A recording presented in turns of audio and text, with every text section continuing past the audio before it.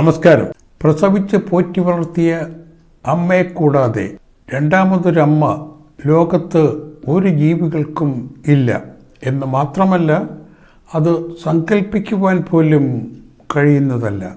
എന്നാൽ ഇന്ത്യയിൽ ഹിന്ദുക്കൾക്ക് മാത്രം രണ്ടമ്മമാരുണ്ട്.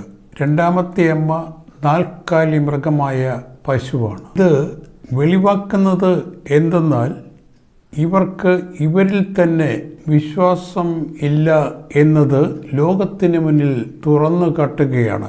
പശുവിനെ ആദരിച്ച് ആരാധിക്കുന്നു എന്നതാണ്.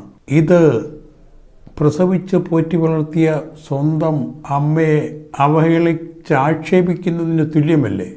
ഇക്കാര്യത്തിൽ ഇവർക്ക് ലെവലേശം പോലും സങ്കോചമില്ല എന്നതാണ് ഏറെ വിചിത്രം.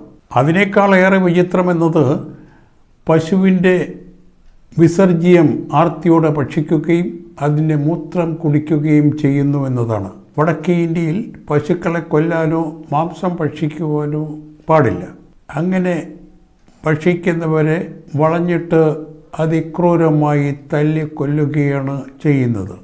അങ്ങനെയുള്ള ഇവർ തന്നെ യു.പിയിൽ ഏറ്റവും കൂടുതൽ പശുക്കളെ കൊന്ന് കയറ്റി അയച്ചതും കോടികൾ സമ്പാദിക്കുന്നതും ഇവർ തന്നെയാണ്. വിചിത്രമല്ലേ?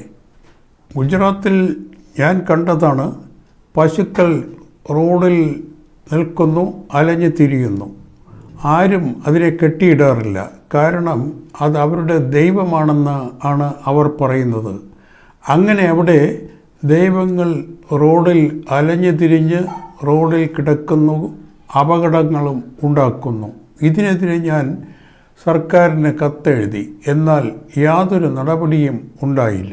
കുടിക്കേണ്ട പശുവിൻ പാൽ കൊണ്ട് ഇവർ ക്ഷേത്രങ്ങളിൽ കല്ല് കഴുകുന്നു. നേർച്ചയെന്നോണം പാൽ നദിയിൽ ഒഴുക്കിക്കളയുന്നു. പകരം പശുവിൻ്റെ മൂത്രം കുടിക്കുന്നു. ഇവരെന്താ ഇങ്ങനെ? ഈ വീഡിയോ കണ്ടെങ്കിലും ഈ അനാചാര അന്ധവിശ്വാസം ഉപേക്ഷിക്കൂ, മനുഷ്യരാകൂ.